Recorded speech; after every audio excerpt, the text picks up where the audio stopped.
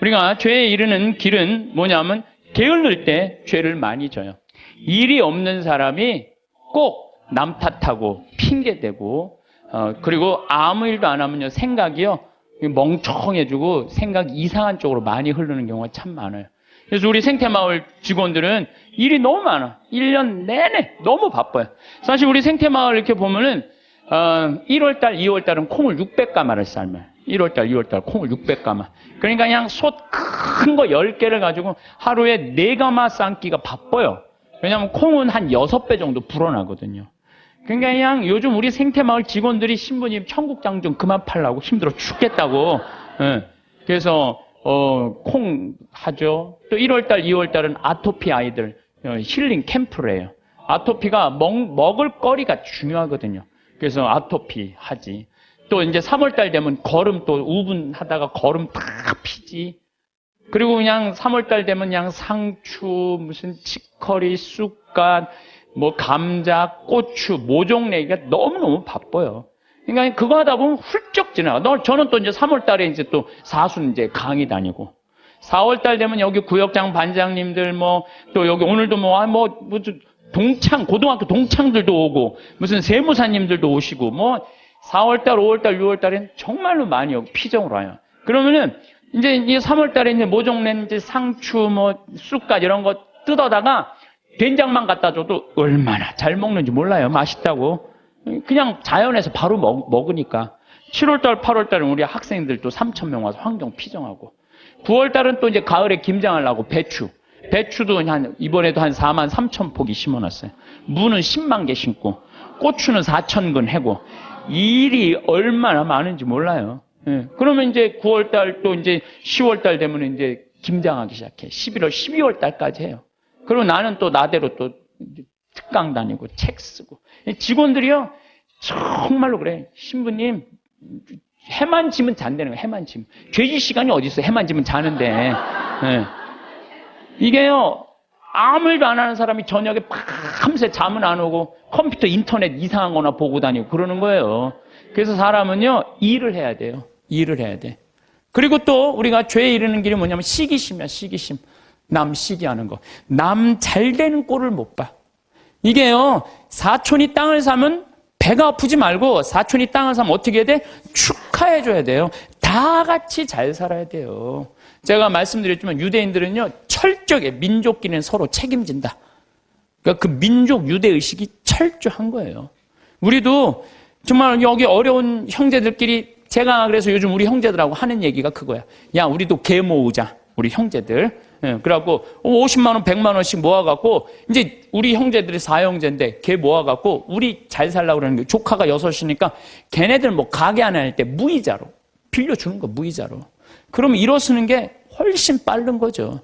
유대인이 그렇게 해서 다 잘 사는 거. 우리나라 사람들도 그런 얘기야. 우리나라 사람들은 그냥 이자 꿔주고 그냥 조금 돈 한 1,000만 원 주고 이자를 2,000만 원, 3,000만 원.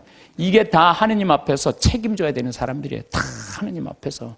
그래서 출애굽기 18장에 보면 이웃한테 돈 꿔주고 이자 받지 말라는 거예요. 그 사람이 살게 해주는 게 크게 세상 사는 맛이지. 그 돈 꿔주고 그냥 돈 못 갚으면 신체 포기각서 막 쓰라고 그러고.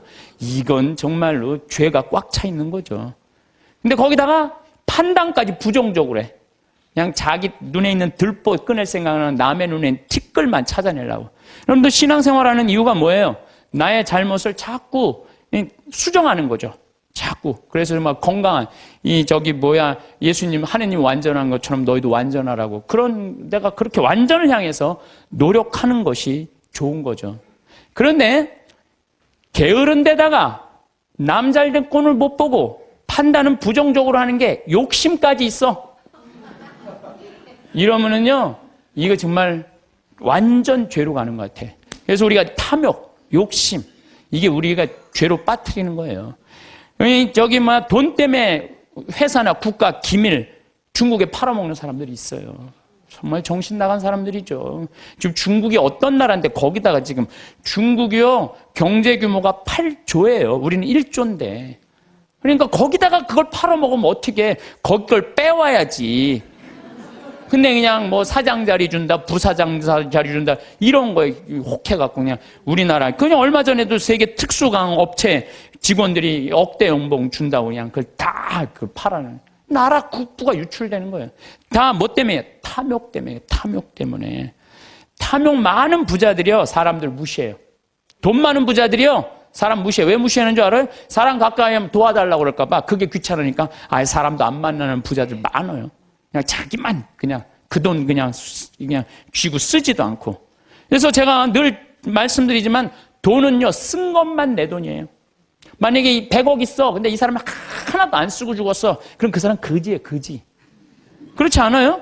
하나도 100억을 그대로 아까워갖고 한 푼도 안 쓰고 죽었어. 그게 무슨 100억 재산가예요.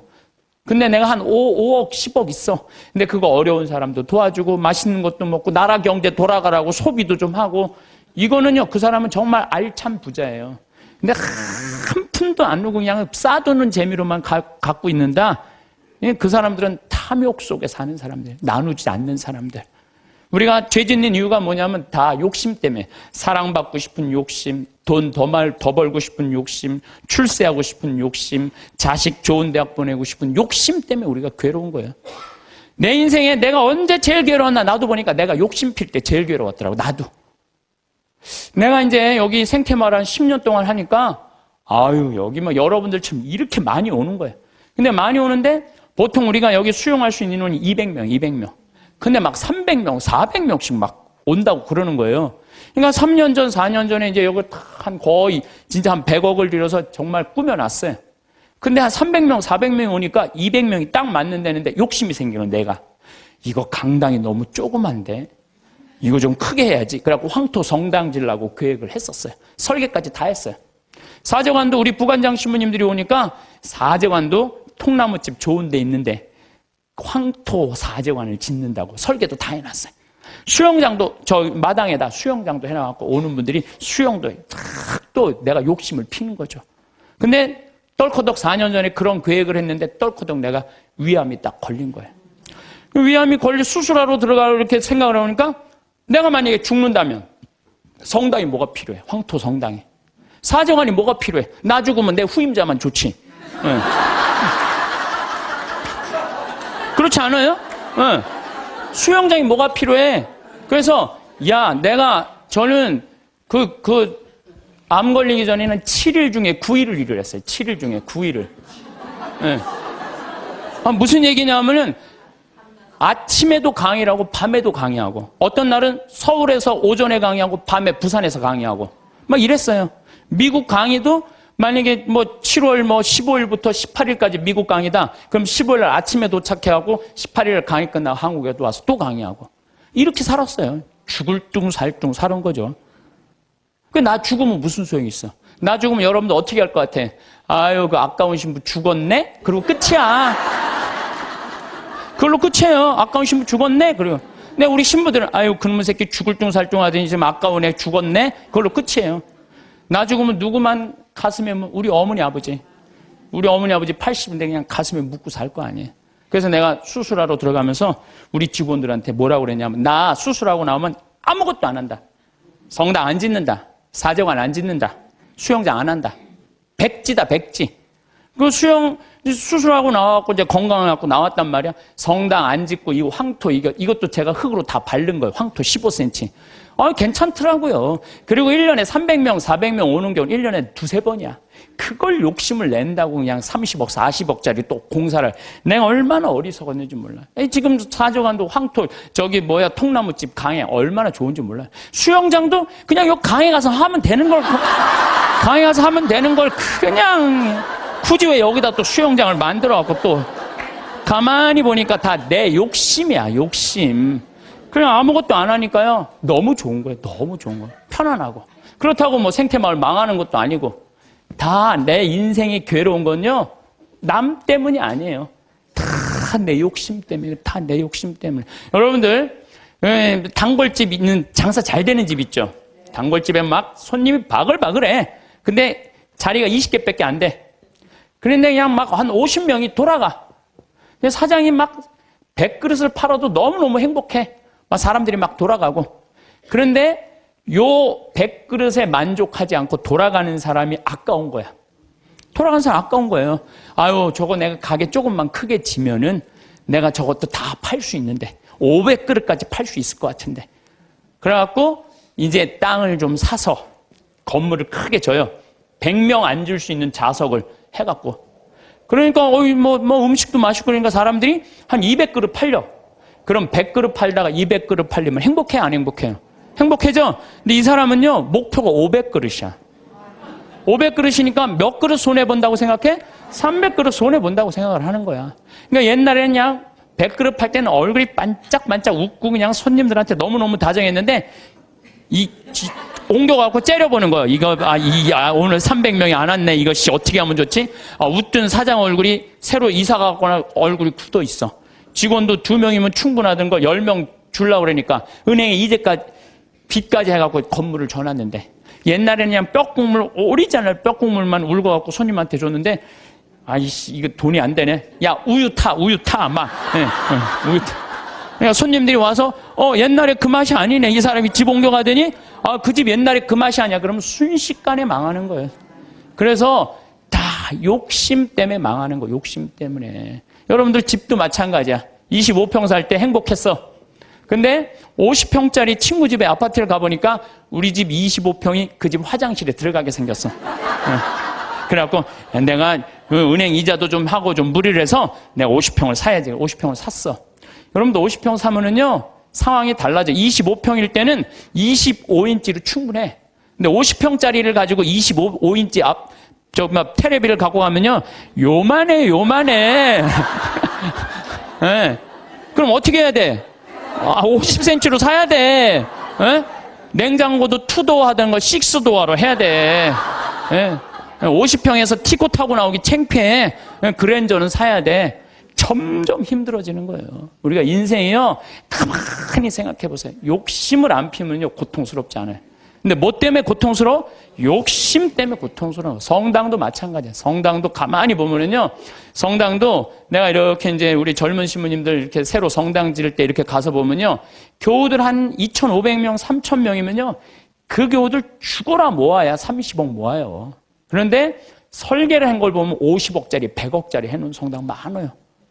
그러면 50억, 100억짜리 해놓으면은 50억이 들어간다 그러면 교우들이 50억 우리가 어떻게 내지? 나 돈도 없는데. 또 못 내는 교우들은 미안해서 성당 못 나오고. 성당 짓는 데는데 교우가 늘어나야 되는데 줄어드네? 그러니까 신부님이 반짝반짝 웃다가 어떻게 되는 거야?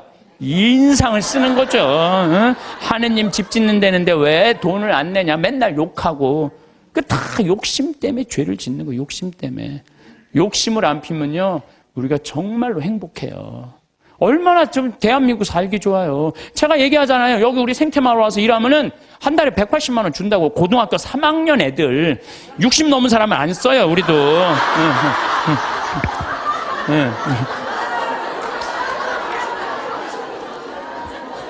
아니 그랬더니 많은 분들, 신부님 노인들한테 강의하면서 살으라 하면서 왜 60? 우리는요, 우리 지금 23명이 다 60이 다 넘어서.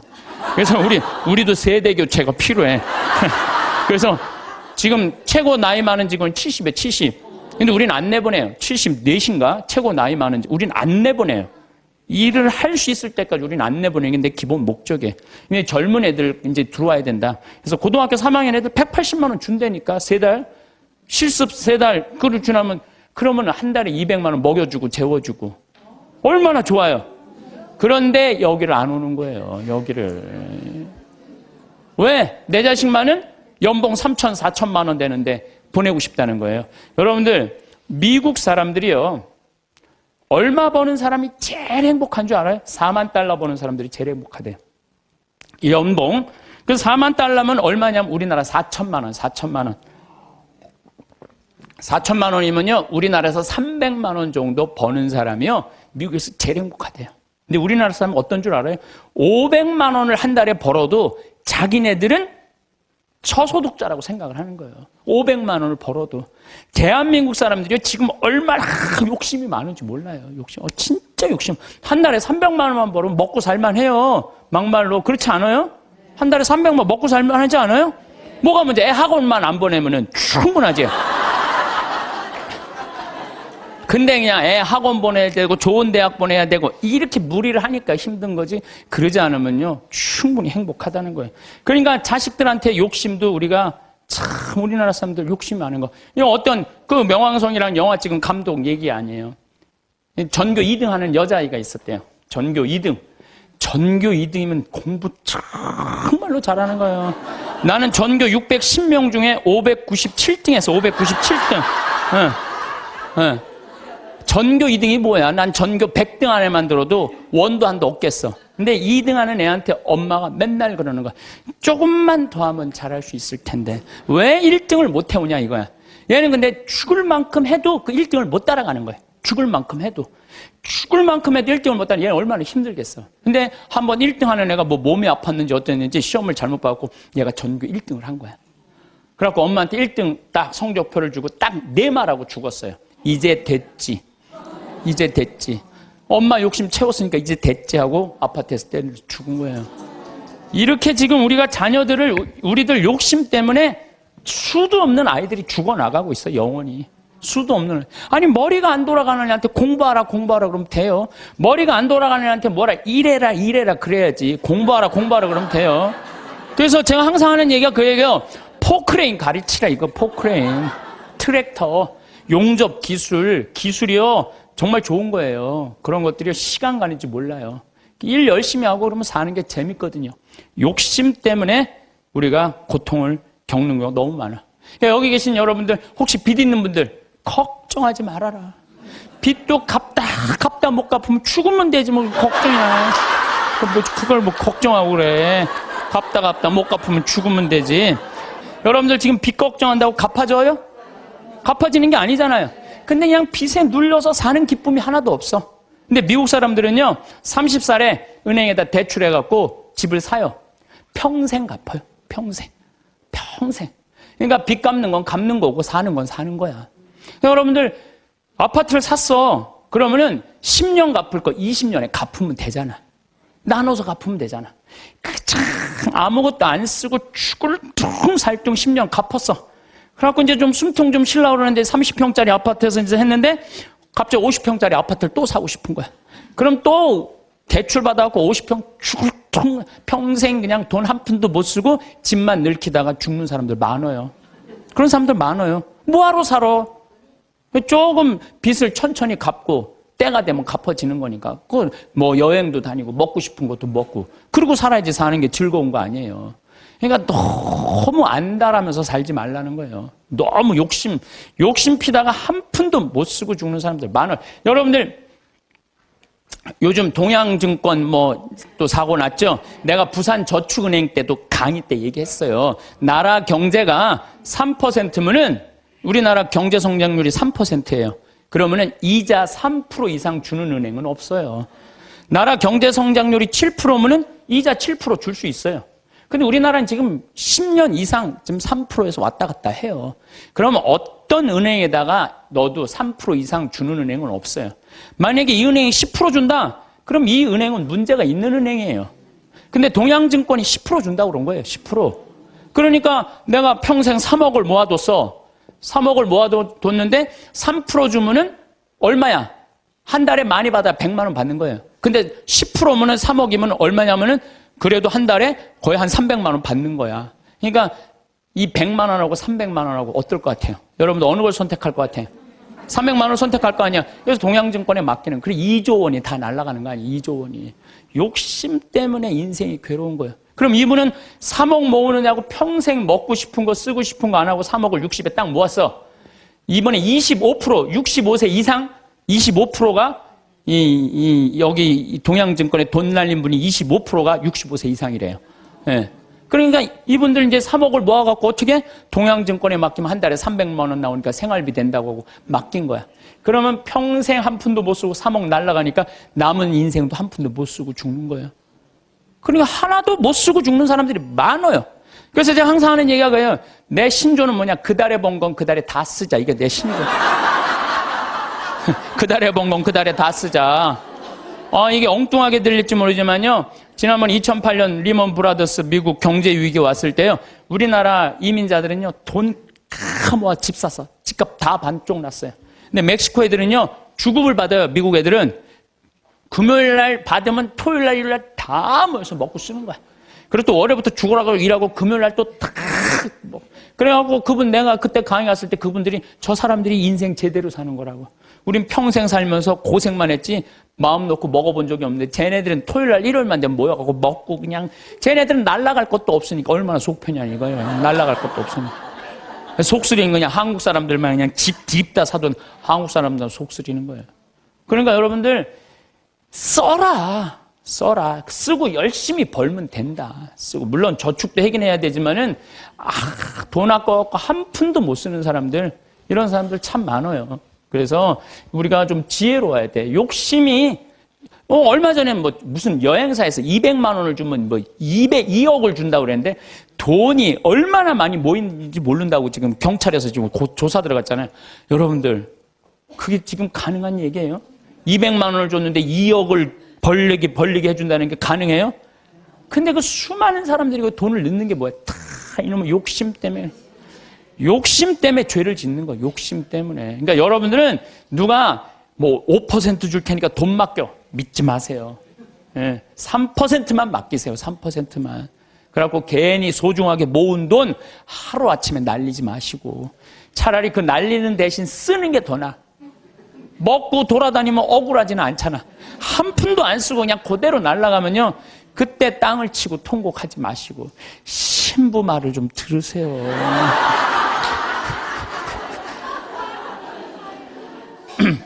이 모든 게 쌓여갖고 뭐가 되냐면 미움이 돼요. 모든 게 쌓여갖고 미워. 그래서 이 마음 안에 미움이 있으면요 행복할 수가 없어요. 마음 안에 미움이 있어요. 여러분들 막 너무너무 사람을 미워해. 미워 죽겠어. 그러면은 미워 죽겠으면은 내가 미운 사람이 괴로울 것 같아? 미워하는 내가 괴로울 것 같아요? 그게 문제예요. 내가 막 저놈 미워 죽겠으면 저놈 미워갖고 죽었으면 좋겠는데 저놈이 안 죽고 누가 죽어? 내가 죽어, 내가. 그러니까 미움은 누가 해결해야 돼? 내가 해결해야 돼. 근데 여러분들 생각을 해봐요. 왜 미움이 생겨요? 남편 일도 안 하고 노름하고 술 먹고 그냥 맨날 두들겨 패고 그런 마음 안에 미움이 생겨요, 안 생겨요? 생겨요. 자식 해례는 공부는 안 하고 컴퓨터 게임만 하고 그냥 아침에 나올 때면 막 돼지꼬리 말려서 머리 말려갖고 나오고 10시에 11시에 일어나면 미워요, 안 미워요? 부모 해준 거 하나도 없이 그냥 어렸을 때 그냥 고생만 시키더니 그냥 늙어갖고 용돈 내놔라, 병원비 내놔라, 죽지도 않으면서 계속 그러면은 미워요, 안 미워요? 솔직히 미워요. 사람이요 이 세상 살면서 미움이 없을 수는 없어요. 살아가면 미워하게 돼 있어요. 어떤 이유로든. 그런데 문제는 미워할 수밖에 없는 인생을 살지만은 결국은 미워하면 누구 손해냐면 내 손해니까. 그러니까 해결을 해야 되는 거야. 내 손해이기 때문에. 여러분들 미워하면은요 우리가 마음에 막 미움이 있어. 분노가 있어. 그러면은 무슨 일이 생기냐면 내 혈관 벽이 얇아진대요. 혈관 벽이 이거는 정신적인 고통만 오는 게 아니라 육체적인 고통도 같이 오는 거야. 혈관 벽이 얇아지고 그 다음에 당뇨병, 심장병, 뇌출혈 이런 게 생긴다는 거야. 미움이 꽉 차 있고 분노가 꽉 차 있는 사람이. 그리고 미움이 많으면 NK세포라고 암을 죽이는 세포가 없어진대요. 그래갖고 참고 사는 사람들, 막 미움 속에서 고통스럽게 사는 사람들이 암이 많이 걸리는 거예요. 신부님은 왜 걸렸어? 난 술 먹어서 걸린 거야. 술 먹어서.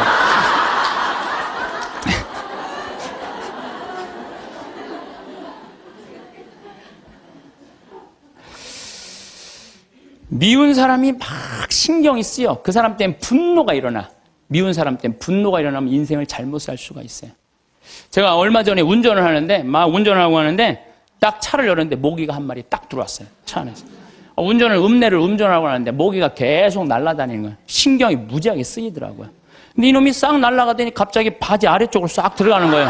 다리 쪽으로 막 들어가는 거야. 그래서 싹 하더니 조용해졌어요. 이제 물기일보 직전인 거야. 이걸 잡아야 되겠다. 그래갖고 이제 바로 보이니까 여기 어디 있나 이렇게 찾는데 갑자기 앞에서 빵 소리가 나더라고요. 보니까 내가 그 모기 찾는다고 중앙선을 넘어서서 25톤 트럭한테 달려가고 있더라고요. 그냥 그 트럭이 꽝 한 거예요. 내가 정신 차리고 정말 심장이 쓰러요. 내가 모기 한 마리 잡으려다가 죽을 뻔했잖아요. 모기 한 마리 잡으려다가 죽을 뻔했어요.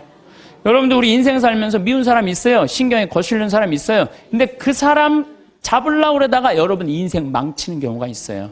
우리가 지금 뭐 하는 게 중요해? 내 인생 운전하는 게 중요해. 그러니까 그 사람들 굳이 신경 쓰지 않아도 된다는 거예요. 근데 우리는 다 해결하려고 그래. 그냥 전부 그냥 다 사랑하려고 그래. 다 내가 미운 사람이 있으면 예수님한테 미안해. 그렇죠? 내가 미워하는 사람이 있으면 예수님한테 미안하잖아요. 그래갖고 그냥 이 사람도 사랑하고 주 예수의 이름으로 이 사람도 사랑하고 저 사람도 사랑하고 주 예수의 이름으로.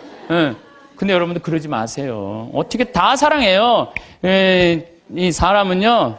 동그란 사람, 네모난 사람, 세모난 사람, 별난 사람 있어요. 근데 중간에 삐죽한 놈이 있어요. 삐죽한 말 한마디 해도 상처 주는. 꼭 나한테 미움을 불러일으킨 사람이 있어요. 늘 하는 얘기지만 기분 좋게 파마를 했어. 근데 삐죽한 놈이 한마디에 파마를 왜 그렇게 해서 얼굴이 떡판 같잖아. 그냥 그 사람만 만나면 너무 미운 거야. 내가 예수님 믿는 사람이 이렇게 미워하면 안 되지. 그래갖고 이 사람을 용서를 해요. 자기가 정말 힘들지만 정말로 주 예수의 이름으로 용서를 또 해줘요. 해주는데 또 겨울에 또 한다는 소리가 남편이 돈 못 벌어 옷을 이렇게 후줄구리하게 입고 다녀. 또 착한 사람들이 이게 문제예요. 그러니까 파마를 왜 그렇게 했어? 얼굴이 떡판 같잖아. 그러면은 이런 사람은 누굴 소개시키자면 별난 놈을 소개시키면 별난 놈. 찔러도 안 들어가는 놈.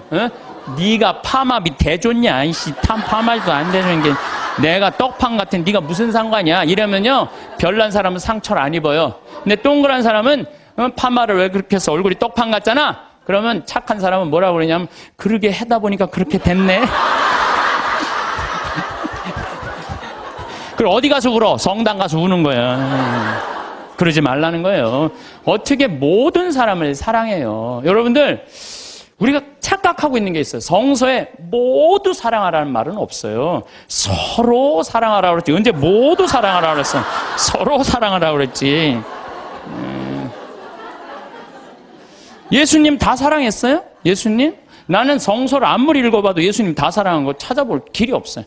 예수님이요.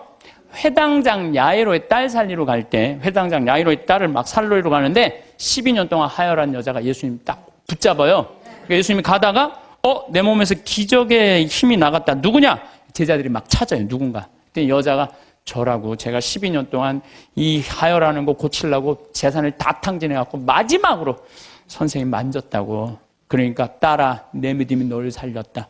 이랬을 때 진짜 어깨 우쭐했던 건 제자들이에요. 이야 우리 스승님은 옷만 만져도 저렇게 다 낫는구나. 참 기가 막히다. 다음엔 누구야? 뭐 회당장 딸이 죽었다고 가자. 쫙 갔어요. 근데 딱 갔는데 예수님이 집에서 돌변해요. 회당장 집에 들어가고 엄마 아빠 들어오라고 그러고 12명 중에 딱 3명만 불러. 베드로, 야고보, 요한 셋만 들어와. 딱 셋만 데리고 들어가요. 아니 갔으면 다 같이 데리고 들어가야 될까? 다 같이. 근데 왜 셋만 데리고 들어가? 9명 기분 나쁘게. 그렇지 않아요? 여러분들 본당 신부님하고 오늘 뭐 환자 방문을 갔어. 근데 한 10명이 갔어. 근데 본당 신부님이 다 같이 갔는데 갑자기 마리아, 테레사, 루시아 이러면 나머지 서 있어. 기분 나빠요, 좋아요? 예수님은 모두 사랑하라고 다 데리고 들어갔대. 다 왜 셋만 데리고 들어가? 예수님이 또 다볼산에서 거룩한 변모하잖아요. 다볼산. 이게 다볼산이 내가 가봤는데 580m예요. 나자렛에서도 보이고 과부의 아들 살린 나인에서도 보이고 가나의 혼인잔치 포도주막 거기서도 보이고 심지어 갈릴레아에서도 보여요. 다 보인다. 그래서 이름이 다볼산이야. 다볼산. 어떻게 2000년 전에 이름도 어쩜 그렇게 잘 졌는지 몰라. 이스라엘에서 다볼산. 다볼산에서 거룩한 변모하러 올라가셨는데 하늘나라의 모습을 보여주시려고 올라가신 거 아니에요? 그럼 다 보여줘야 될 거 아니야. 근데 누구만 데리고 올라냐면 베드로, 야고보, 요한만 데리고 셋만 데리고 올라가요. 아니 예수님도 12 중에 셋만 끼고 돌았는데 여러분들이 뭐라고 신자 3000명 다 뭐 네모난 놈, 동그란 놈, 세모난 놈, 별난 놈, 삐죽한 놈 다 사랑하려고 그래. 그러지 마세요. 사람이라는 건요 역량이라는 게 있어요. 역량. 내가 어느 정도 사랑할 수 있는 역량이 있어야 10명을 사랑할 역량이 10명만 하면 되고 20명 사랑할 20명만 하면 돼요. 근데 그냥 성당 세례받았던 이유 하나로 그냥 주 예수의 이름으로 다 사랑하려고 그러잖아요. 미쳐. 예수님이 겟세마니 동산에서 내 마음이 괴로워 죽을 지경이니 나와 함께 깨어 기도해자. 그러더니 갑자기 가까이 베드로, 야고보, 셋만, 요한만 셋만 오라 그래. 아이 참 마지막까지도 예수님이 그들을 가까이 하셨어요. 9명. 그러니까 그 중에 배신하는 놈이 나오는 거예요. 이게 쉽지가 않아요. 사도 바오로도 저하고 같은 생각을 하셨던 것 같아요. 데살로니가 2서 3장 13절을 보면 이런 말이 나와요. 형제 여러분, 여러분은 낙심하지 말고 계속 좋은 일을 하십시오. 좋은 일은 해내는 거예요. 낙심하지 말고. 우리가 이 편지에 적어 보내는 말에 누가 순종하지 않거든 그를 주목하여 그와 상종하지 마십시오. 상종하지 말래잖아요. 다 사랑하라는 게 아니에요. 상종하지 마십시오. 그렇게 하여 그가 부끄러운 일을 당하게 하십시오. 굉장히 감정적으로 썼어요. 그가 부끄러운 일을 당하게 하십시오. 그러나 그를 원수처럼 여기지는 말고 형제처럼 타이르십시오. 그러니까 우리가 이 사랑의 기준이요 아주 애매한 거예요. 원수처럼 여기지는 말라는 거예요. 상종하지는 말되. 그러니까 내가 마음에 드는 사람만 사랑하는 거는 좀 나같이 영적인 단계가 낮은 사람이 하는 거고, 조금 더 높은 단계는 인간은 나약한 존재라는 걸 인정하는 거예요. 인간 사실 나약한 존재예요. 저나 여러분이나 다 나약해요. 여기 우리 이제 4월달, 5월달 이제 상추 막 이제 쑥간 뭐 이런 거 막 나잖아요. 그럼 우리가 얘기해요. 제발 따지 말라고. 또 상추를 따도 이게 잘 이렇게 솎아내면 되는데 깔린다고 그러잖아요. 잘 깔리면 되는데 서울 분들은 뽑아. 그럼 여러분들 상추가요. 자라면 1m까지 자라요. 1m까지 계속 먹을 수 있는 거예요. 상추는. 근데 그걸 뽑아버리면은 우리가 그 씨 내고 이게 얼마나 우리가 소중한데. 그 뽑아갖고 또 내 몰래 또 막 봉투 얼마나 아예 올 때부터 봉투를 갖고 오나 봐. 생태마을 가면은 우리가 뜯어갈 수 있다. 그럼 굉장히 속이 상해요. 우리 직원들이 그 힘들게 농사 짓는데. 그런데 저는 이해가 가요. 사람이요, 우리가 공짜 좋아하잖아요. 공짜. 그것도 생태마을 이렇게 자연으로 농약 안 치는 거 있다 그러니까 그냥 갖고 가고 싶은 그런 마음. 그래서 나는 우리 직원들한테 뽑아 가지 말라고 얘기는 하지만 그거 갖고 뭐라고 그러지 말아라. 얼마나 가져가고 싶으면 그랬겠느냐. 인간을 이해하는 거죠. 이해를 하는 거예요. 그래서 여러분들 이게 있어요. 사람은 나약한 존재다, 부족한 존재다라는 걸 이해하기 시작하면요, 사람이 이해 안 될 사람이 없어요. 다 그래, 세상 사는 게 얼마나 힘들으면 그렇게 하겠어 라고 이해하기 시작하면요, 그렇게 미워할 것도 없어요. 보면은. 그리고 아주 적극적인 방법은 뭐냐면은 얘기하는 거예요. 너 그렇게 말해서 나 너무 기분 나빠. 앞으로 너 나에 대해서 지금 헛소문을 퍼뜨리는데, 너 내가 들었어. 그러니까 난 그런 말 한 적 없어. 내가 들었다니까. 나 한 적 없어. 그래도 그렇게 말을 하고 나면은요, 어떤 문제가 있냐면 다음에는요, 무서워서 경계하게 돼 있어요. 근데 우리는 끝까지 말 안 해. 그래서 속에서만 끓이는 거야.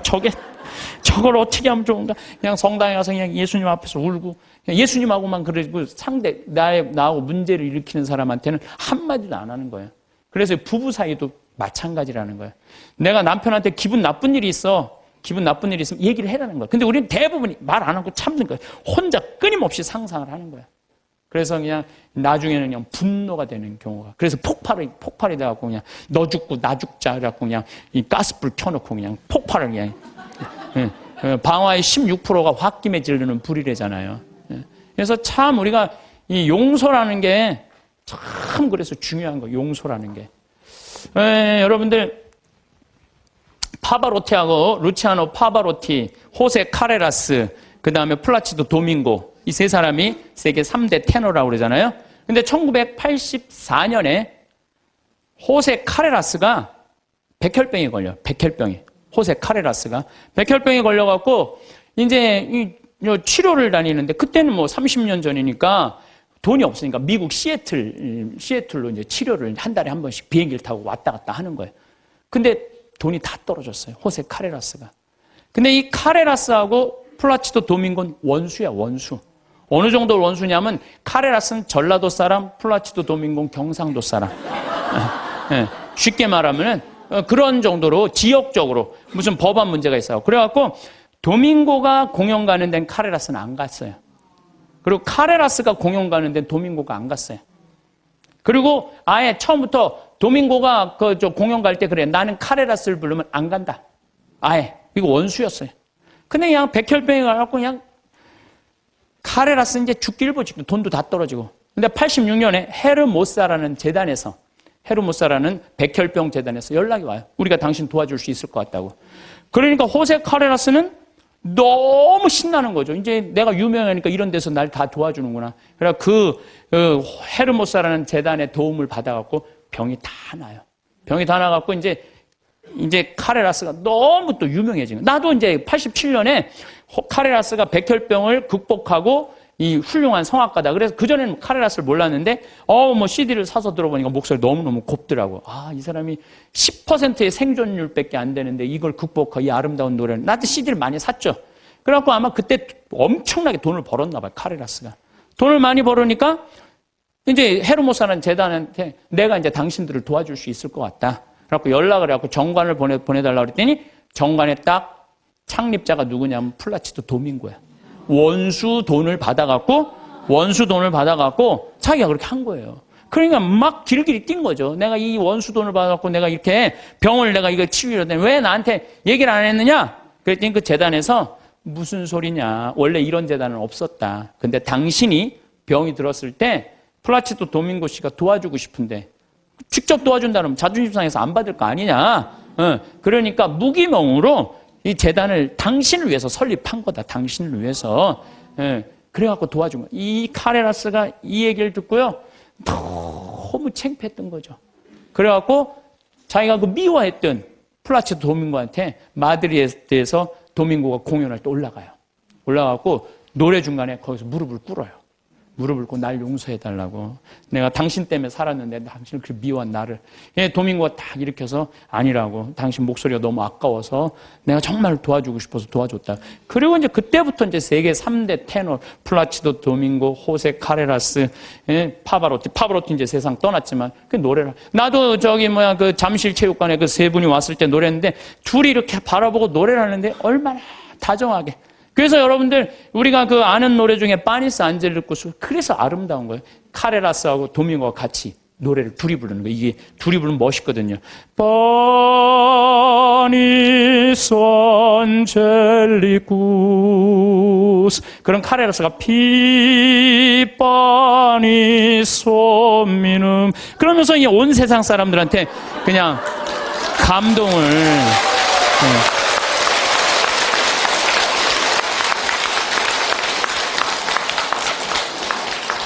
그래서 여러분들 우리가요 용서할 때 행복한 거예요. 용서할 때 내 마음이 자유로운 거예요. 신부님 근데 그 사람이 내 남편이면 어떻게 해요? 그건 나도 몰라.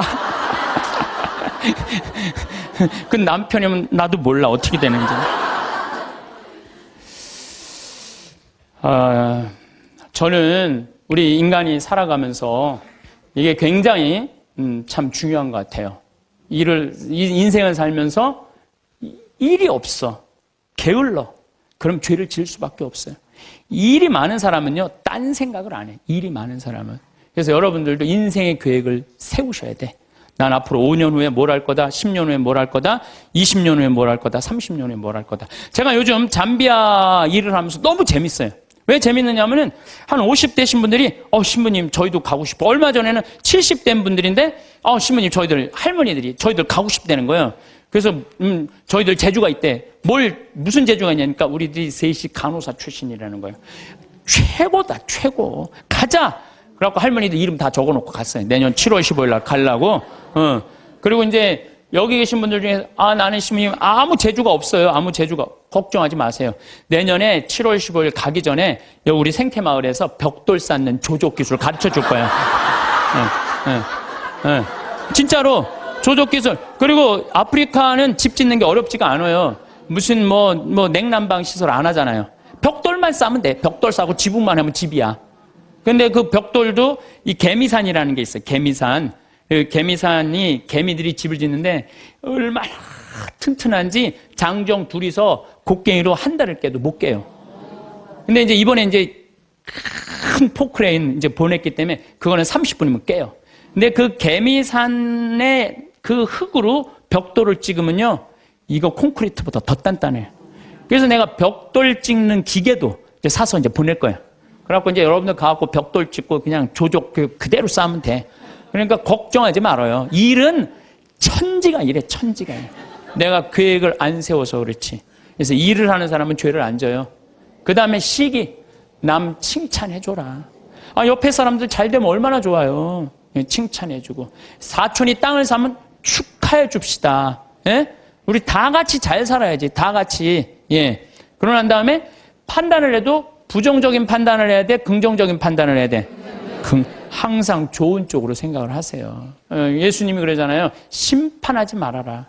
심판은 오로지 한 분만이 할 수 있다. 하느님만이 할 수 있다. 저는 사실은 요즘 전 개인적으로 이런 생각이 많이 들어요. 막 우리 교회에 안 나오면은 구원받을 수 없다 이러잖아요. 구원은 누구한테 유보된 거예요? 하느님한테 유보된 거예요. 구원은 누구만 결정할 수 있는 거예요? 하느님만이. 근데 우리가 저 사람 구원받는다, 이 사람 구원 못 받는다, 이거는요, 인간이요 도를 넘어서는 거예요. 오로지 심판하실 수 있는 분은 누구 한 분이다? 하느님 한 분밖에 없다. 그러니까 우리는 우리는 예할 건 예하고 아니오할 건 아니오만 해야지, 쟤는 저 지옥 갈 거야, 쟤는 연옥 갈 거야, 저 사람은 천당 갈 거야, 그건 아무도 몰라요. 아무도 몰라요. 그래서 가끔 우리 천주교는 요즘 제가 어떤 생각이 드느냐면, 우리 천주교는 굉장히 요즘 넓어요. 그래서 교회 밖에도 구원이 있다고 그래요. 근데 난 전적으로 동의해요. 교회 밖에도 구원이 있어요. 여러분들, 우리 조상님들은 세례 받았어요, 안 받았어요? 500년 전, 1000년 전 조상님들은 세례 못 받았잖아요. 그럼 다 지옥 가 있어요? 아니죠. 그럼 천당 가 있어요? 모르죠. 모르잖아요. 그러니까 누구한테 유보시켜줘야 돼? 하느님께 유보시켜줘야 돼요. 아니, 세례를 안 받아서도 착하게 양심적으로 자연의 순리 따라 살아간 분은 하느님 뜻대로 산 사람들이라고 우리가 생각해줘야 되는 거예요. 그러니까 판단하지 말라는 거예요. 판단하지 마. 그 다음에 욕심 피지 말고. 1 더하기 1은 2예요. 근데 한 걸음 한 걸음 가지 한 번에 10걸음 가려고 그러면은 떨어지든지 넘어지든지 까지든지 해요. 그러니까 한 걸음 한 걸음 가는 인생에, 이게 겸손이에요. 겸손이에요. 저도 수없는 경험을 통해서 나도 욕심 많이 폈었죠. 돈에 대한 욕심, 일에 대한 욕심. 그 펴본 결론, 아니다. 오늘 하루가 제일 중요하다. 하루하루가. 그래서 여러분들 그렇게만 살면요, 남의 재물 탐내지 않는 사람이요, 제일 행복한 사람이에요. 내가 어제도 이런 얘기를 했어요. 굉장히 아주 요즘 뜨는 배우 엄마야. 그랬더니 어떤 사람이 와갖고, 요즘 뜨니까 돈 좀 5천만 원 내라고. 그 남의 재물 탐내는 거예요. 그렇지 않아요? 부자들한테 가갖고, 당신 돈 좀 내놓으라고. 그게 남의 재물 탐내는 거예요. 내고 싶을 때 내는 거지. 내가 내랜다고 부자라는 이유 하나로 어디 가서 돈 내놓으라고. 그거 강도지지, 강도지. 그래서 나는 우리 교우들이 3억을 도와준 거는 내고 싶은 사람들이 낸 거예요. 내가 강제로 내라고 해서 한 사람도 없어요. 딱 2명. 우리 어머니하고 형한테만 강제로 내라고 그러고. 욕심 피지 말고 마음 안에 미움이 있으면 평화가 없다. 인생이라는 길을 걷다 보면 때로는 발걸음이 가볍고 즐겁다가도 어느 순간 무거운 짐을 진 듯 힘겨울 때가 찾아옵니다. 특히 삶의 지혜가 깊어지는 시절에는 마음속 작은 생각 하나가 하루의 빛깔을 바꾸기도 합니다. 우리는 종종 더 많은 것을 손에 쥐려 애쓰곤 합니다. 지금 가진 것의 소중함보다 아직 갖지 못한 것에 마음을 두는 것입니다. 남들이 가진 좋은 것을 부러워하며 현재에 만족하지 못할 때도 있습니다. 이런 마음은 우리를 행복으로 이끌어 주기 어렵습니다. 늘 무언가 부족하다고 느끼는 마음은 우리를 지치게 만들곤 합니다. 진정한 만족은 끝없는 채움보다 지금의 감사에서 비롯될 때가 많습니다. 오래된 마음의 상처나 누군가를 향한 미움을 안고 살아가는 것도 삶을 무겁게 합니다. 문득 떠오르는 아픈 기억은 오늘의 햇살마저 가리곤 합니다. 그때 그 사람이 내게 왜 그랬을까 하며 과거에 묶여 현재를 놓치곤 합니다. 마치 무거운 돌덩이를 지고 걷는 것과 같습니다. 다른 사람을 쉽게 판단하거나 자신에게 너무 엄격한 것도 마음을 불편하게 만듭니다. 각자의 삶에는 우리가 모르는 깊은 사정이 있기 마련입니다. 너그러운 시선으로 세상을 바라볼 때 우리 마음에도 여유가 생깁니다. 이 무거운 짐들을 내려놓고 평화롭게 살아가려면 거창한 해답보다 소박한 일상에서 기쁨을 찾는 것이 좋은 시작입니다. 아침의 신선한 공기, 화분에 물을 주며 느끼는 생명의 기운, 차 한 잔의 여유, 이런 소박한 일상에서 기쁨을 찾을 수 있습니다. 무언가에 몰두하며 몸을 움직이는 즐거움은 걱정을 잊게 하는 좋은 친구가 됩니다. 또한 주변 사람들에게 건네는 따뜻한 말 한마디와 작은 친절은 우리 마음을 훈훈하게 합니다. 칭찬은 받는 이는 물론 하는 이의 마음까지 밝혀줍니다. 다른 사람의 좋은 점을 보려는 마음은 결국 자신에게 돌아오는 선물과 같습니다. 마음속에 오래된 응어리가 있다면 그것을 풀어내려는 용기가 필요합니다. 용서는 상대를 위해서라기보다 나 자신을 과거의 아픔에서 해방시키는 일일 것입니다. 쉽지 않은 일임을 알지만 그 무거운 짐을 계속 지고 가는 것은 때로 내려놓는 용기보다 더 큰 고통을 줄 수 있습니다. 결국 마음의 평화는 누가 가져다 주는 것이 아닙니다. 우리 스스로 만들어가는 것입니다. 미움 대신 이해를, 끝없는 욕심 대신 현재에 대한 감사를, 비판 대신 따뜻한 시선을 선택할 때 우리 마음에 잔잔한 평온이 찾아올 것입니다. 이 평온함은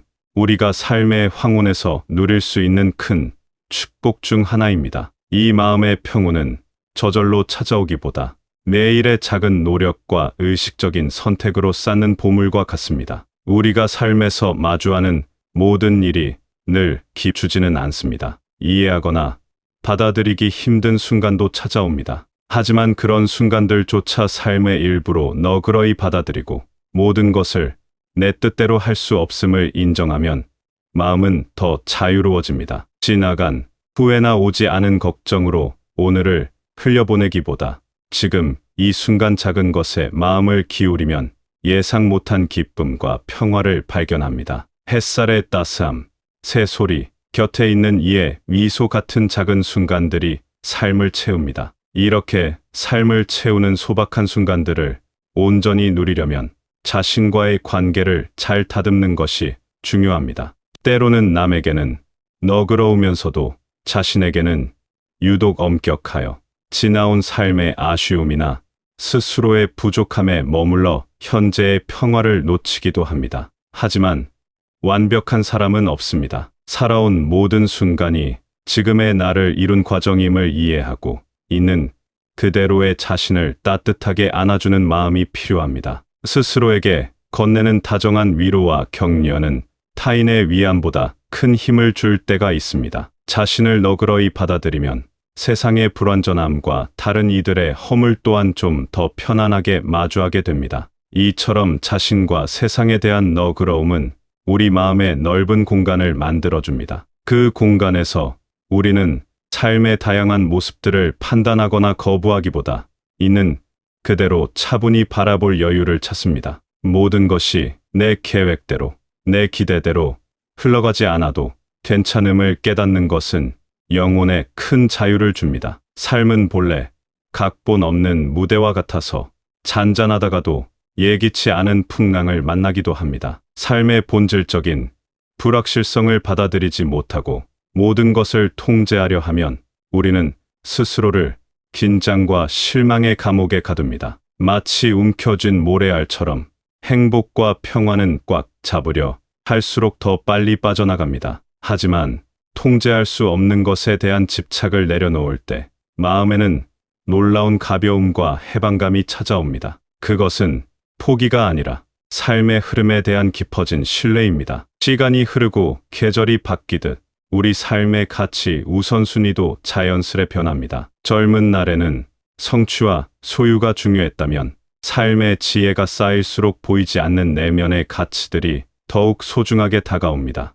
물질적 풍요보다 마음의 평화가, 화려한 성공보다 일상의 작은 감사가 더 큰 울림을 줍니다. 이는 상실이 아니라 삶의 본질에 가까워지는 성숙의 여정입니다. 하루하루를 살아갈 때 과거에 대한 미련이나 미래에 대한 불안에 얽매이기보다 지금 이 순간에 온전히 집중하는 연습이 필요합니다. 현재라는 귀한 시간에 머무를 때 우리는 삶이 주는 소박하지만 아름다운 선물들을 발견할 수 있습니다. 아침 햇살의 포근함, 차 한 잔의 향기로움, 푸른 나무숲의 싱그러움 같이 말입니다. 이런 순간들이 바로 우리가 살아있음을 느끼게 하는 귀중한 경험입니다. 나이가 들며 몸에 여러 변화가 오는 것은 자연스러운 이치입니다. 예전 같지 않은 기력이나 늘어가는 불편함에 마음이 약해질 수도 있습니다. 하지만 이 변화들 또한 삶의 과정으로 이해하고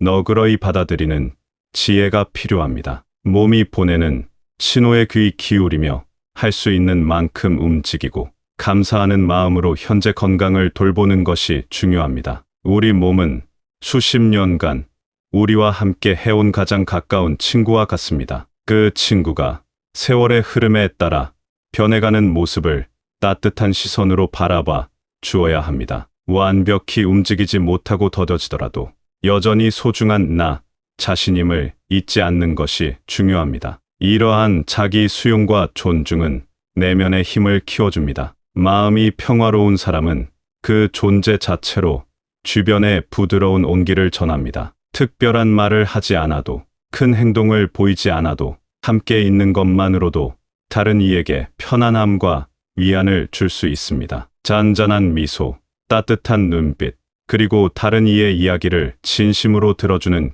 경청의 자세는 세상 어떤 화려한 언변보다 값진 소통 방식입니다. 내면의 평화를 가꾸는 일은 홀로 명상하거나 고요히 성찰하는 시간을 통해서도 깊어질 수 있습니다. 때로 번잡함에서 물러나 오롯이 자신과 마주하는 시간이 필요합니다. 그 고요 속에서 우리는 자신의 진짜 목소리를 듣고 내면의 질서를 바로잡으며 에너지를 채울 수 있습니다. 이러한 의식적인 멈춤과 홀로 있음은 타인과의 건강한 관계에도 밑거름이 됩니다. 일상에서 마주치는 작은 친절과 연민의 실천은 평화로운 마음을 더욱 넓고 깊게 합니다. 거창한 봉사나 희생이 아니어도 좋습니다. 힘들어 보이는 이웃에게 건네는 격려 한마디, 도움이 필요한 이에게 내미는 작은 손길, 길가의 작은 생명에게 보내는 시선 속에도 연민이 담길 수 있습니다. 이런 작은 행동들이 세상을 따뜻하게 하고 그 과정에서 우리 마음도 함께 정화됩니다. 결국 삶의 황혼에서 추구하는 행복과 평안은 멀리 있거나 특별한 곳에 있지 않습니다. 평범한 일상과 세상을 바라보는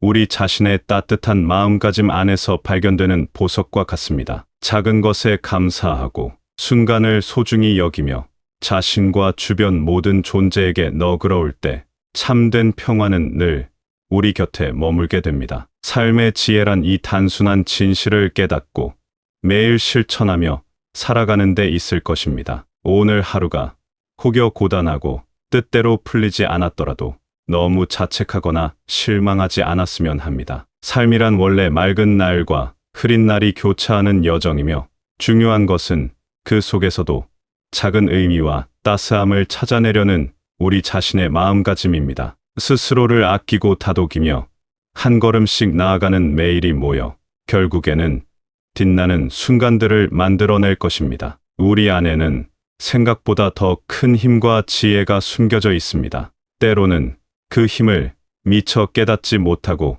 주저앉고 싶을 때도 있겠지만 아주 작은 불씨 하나가 드넓은 어둠을 밝히듯 우리 내면의 작은 평화가 어려운 시기를 건너는 등불이 되어줄 수 있습니다. 지금 이 순간 잠시 숨을 고르고 자신의 마음을 들여다보십시오. 어쩌면 그 안에 많은 해답이 이미 존재하고 있을지도 모릅니다. 세상의 모든 풍파 속에서도 부디 당신의 마음밭에 평화의 씨앗을 꾸준히 심고 가꾸시기를 바랍니다. 그렇게 정성껏 가꾼 평화는 당신 자신뿐 아니라 당신이 만나는 사람들에게도 좋은 기운을 전하며 세상을 조금 더 살기 좋은 곳으로 만들어 갈 것입니다. 당신의 오늘과 앞으로의 모든 날들을 진심으로 응원합니다.